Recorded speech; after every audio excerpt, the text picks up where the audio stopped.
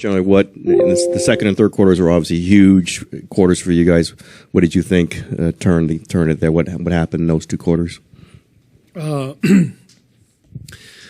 I thought we just played simple basketball, kept our turnovers down, moved the ball. Our guys were playing with a lot of force, a lot of aggressiveness, but making good decisions within that aggression, and that's the key. Can you find that balance? Can you play with pace and confidence, and yet make really simple decisions, hit singles, and just move the ball? I thought Steph was brilliant. In the first half, he wasn't really going like offensively, but he was just running our team, and Clay got it going, and our defense was kind of fueling our offense, and we connected the game really well. Coach, obviously, Klay Thompson was spectacular tonight. Where am I looking? Right here. Oh, sorry. No, you're good. But JaMychal Green, he seemed to have been one of the adjustments made from game 1 to game 2. And, 15 points, 12 minutes, 50% from 3. It seemed that he helped spacing on the floor. What would you say about the fact that you decided to go with him in the starting lineup and then later, and how much he helped you guys tonight? Well, number one, I'm just proud of J. Mike. It's been a tough year for him, for a lot of reasons. He missed some time with a few different ailments, and then when he was healthy, he was out of the rotation. I didn't play him a whole lot. And he just stayed ready, and he took advantage of his opportunity. And this seemed like a series for him, just with the way the Lakers are playing us defensively. And I couldn't be happier for J. Mike. He's really earned this by just staying positive and staying ready. Steve, what did you think of Draymond's defense, particularly on Anthony Davis, especially as you guys went to that small ball? Draymond was brilliant. I mean, this is the guy who, we have to have. He's our engine, and we decided to put him on Davis tonight from the start. And I thought he got us off to a good start defensively just with his aggressiveness. And we talked a lot about the free throw discrepancy after last game. I mean, the Lakers took more than 10 less. You guys took about 10 more, I think. What did you see from your aggressiveness, assertiveness that you guys were focusing on after game 1? Yeah, we did a better job of defending without fouling and staying aggressive. I'm sitting here looking at the game 1 box score right here. So this says they outscored us 29-6 from the foul line. So Raymond Ritter clearly did not put the right box score next to the podium. So, do you have it? Do you have game 2? Okay, thank you. Yeah, it's good. It's good to have someone competent who can get the right box score next to me. Thank you, Steve over here on your right. You've often referred to Clay's 37-point quarter as a religious experience. When he goes off like he does in the third and he hops around like Game 6, Clay, what is that kind of experience like? Well, that's the best version of Clay. When he's really going offensively, but he's taking great shots, and that's what I liked about tonight. I just thought we got really good shots. 21 for 42 from 3. Obviously a great percentage, but I think the percentage was a reflection of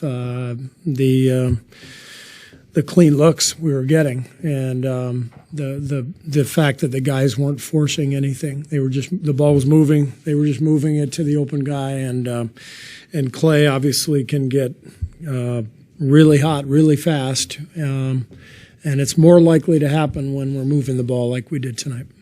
Steve, to clarify, could Looney have started? Was he okay to start? And also, could you take us a little bit more inside the decision? So what happened was literally 2 hours before game time, Loon came down pretty ill. And so I talked to Rick Celebrini, and he said that Loon probably won't be able to play more than 20 minutes or so, and given his illness. And it's tough to play a guy 20 minutes when you start him because then he ends up sitting forever, and there's kind of some awkward, lengthy periods on the bench, and it's hard to find a rhythm. So we decided to bring him off the bench, and that would help his rhythm a little bit more. We could limit his minutes, and we knew we were going to play Jermichael anyway, like we did in Game 1.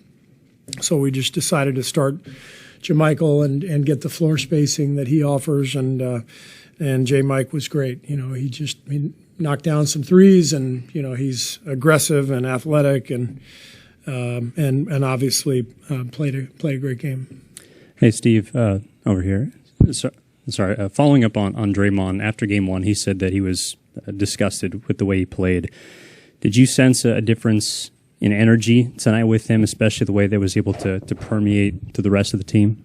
Yeah, for sure. I mean, anytime we lose and Draymond has a game that is disappointing for him, where he doesn't think he's played his best, you know how he's going to respond. He's the ultimate competitor, and he came out tonight and he was aggressive from the beginning. I loved his game at both ends.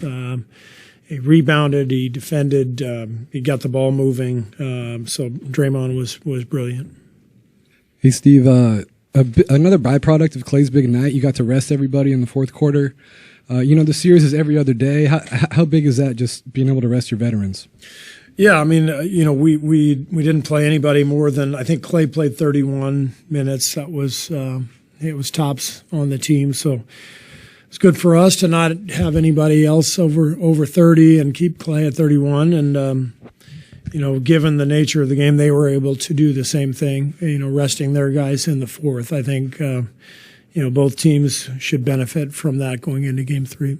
I think you started Clay on defense on D'Angelo. Was that correct? Yes. And was that? Do you think that got him in the game? Maybe a little. Sometimes you said that if you get Clay on somebody and it kind of gets him mentally into the game. Yeah, I mean, Clay is capable of guarding pretty much anybody. Not centers, but 1 through 4 he can guard, and he really likes guarding the ball. I think that's his best defensive attribute, and so he did a nice job, right away, just getting into the ball and taking on that challenge of D'Lo, and everything seemed to click tonight, and went our way, but.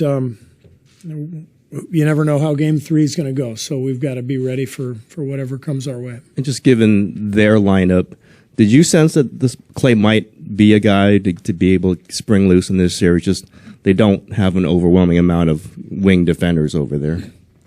I mean, Clay can always get going. It doesn't matter how many wing defenders the opponent has. Clay is always capable of getting loose. I think the key, again, we had 38 assists, so the key for us tonight was getting the movement, getting the flow, and just continuing to hit singles and not try to force anything. And so Clay, when we do that, Clay tends to get really clean looks, and that's what happened tonight. Steve, the last time you won a playoff game, Steph took 38 shots and scored 50. Tonight he takes 12, and you got contributions up and down the lineup. Which one do you prefer more? Like Steve Kerr, the coach, do you like the strength of numbers, warm and fuzzy, everybody's involved, or do you like 50? Just like winning. So whatever it takes. I think that's the beauty of Steph is he's so unselfish. 12 assists tonight. He's willing to do whatever it takes to win. I think he knew going into Game 7 in Sacramento that he had to do what he did, and he doesn't have to take on that mentality every single night. Tonight he didn't. Got into the early foul trouble, but just the way things were clicking, I think Steph was very content just being a more traditional point guard, and 20 assists or 20 points and 12 assists. That's a pretty good line for a point guard. Steve, going back to Jermichael, can you explain a little bit more just why that he was the one you decided to put into the starting lineup? Because I know in the past when you've gone small, it's been with another guard like Jordan or Dante. So why was it Jermichael? Lakers are huge. They're a massive team, and we felt like going into the game, we had to bring some size and physicality. So when we heard about Loon, we thought about different options, starting smaller, but we decided on J. Mike because we could still get the spacing with his 3-point shooting ability, but we get a little more size and athleticism and some toughness, and we wanted to be more physical tonight, and he definitely brought that. Teams have been defending your bigs like this for years, really. I mean, Sacramento, even in the first round, was obviously giving you guys a bunch of space. Do they do it more extreme than other teams? The Lakers? Yeah. Yeah, they did that in the regular season too.